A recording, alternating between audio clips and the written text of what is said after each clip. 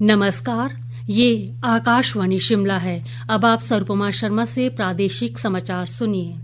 नए वित्त वर्ष के चलते प्रदेश में आज से प्रवेश करने वाले बाहरी राज्य के वाहनों के लिए सफर महंगा हो जाएगा। इसके अलावा हिमाचल प्रदेश नियामक आयोग द्वारा नई विद्युत दरें लागू की गई हैं। वहीं शहरी क्षेत्रों में पानी व सीवरेज सेस में बढ़ोतरी की गई है। इससे शहरवासियों पर अतिरिक्त बोझ पड़ेगा। अधिक ब्यौरे के साथ हमारे शिमला संवाददाता।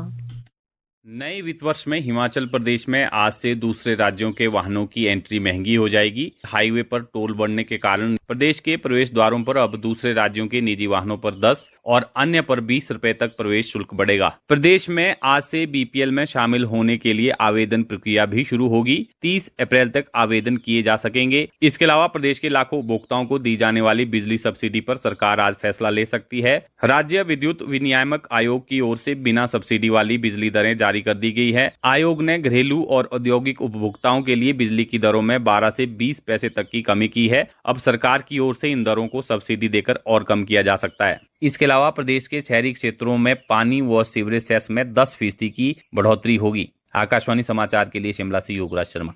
केंद्र सरकार की एकीकृत पेंशन योजना यूपीएस आज से लागू हो जाएगी। केंद्र सरकार ने यूपीएस को राष्ट्रीय पेंशन प्रणाली के विकल्प के रूप में प्रस्तुत किया है।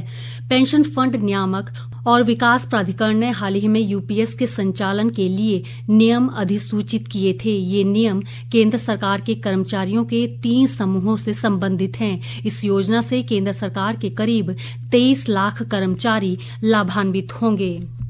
शिक्षा मंत्री रोहित ठाकुर ने कल कोटखाई उपमंडल में पनोग पंचायत की डिलवी संपर्क मार्ग का लोकार्पण किया।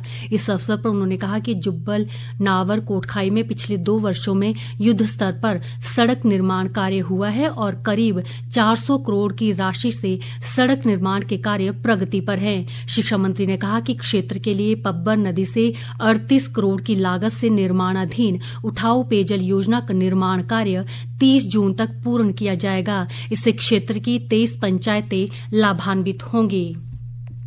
प्रदेश में नशे को जड़ से खत्म करने और नशीले पदार्थों की तस्करी के खिलाफ राज्य सरकार के निर्देश पर पुलिस विभाग ने मुहिम तेज कर दी है। इस अभियान के तहत 1 सप्ताह के भीतर 8 अपराधियों को पीआईटी एनडीपीएस के तहत हिरासत में लिया गया है। अधिक ब्यौरे के साथ हमारी सहयोगी रीना वर्मा।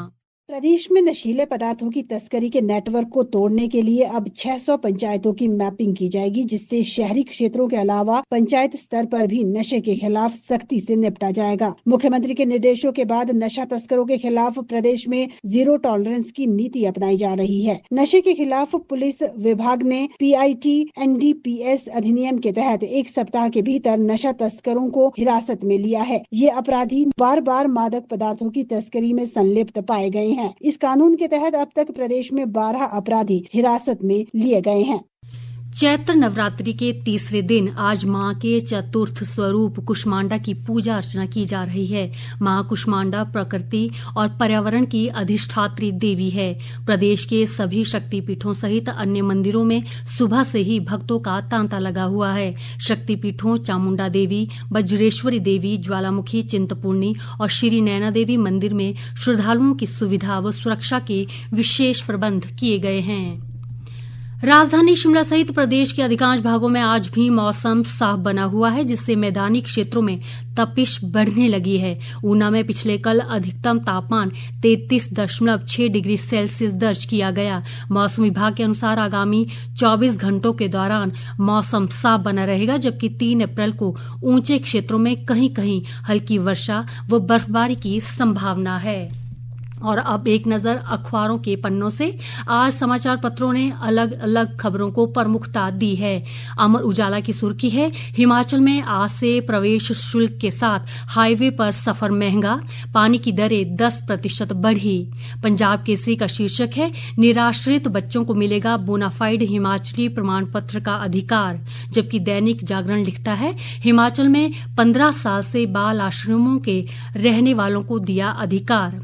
हिमाचल दस्तक ने खबर दी है, ट्रैक एंड ट्रेस सिस्टम से युवाओं को विदेशों में नौकरी करने भेजेगी सरकार, युवाओं के साथ नहीं होगी ठगी। कर्मचारियों के माफीनामे से संतुष्ट नहीं मंत्री, शीर्षक से दिव्य हिमाचल लिखता है, सचिवालय कर्मियों के खिलाफ शुरू होगी विशेषाधिकार हनन की कार्रवाई।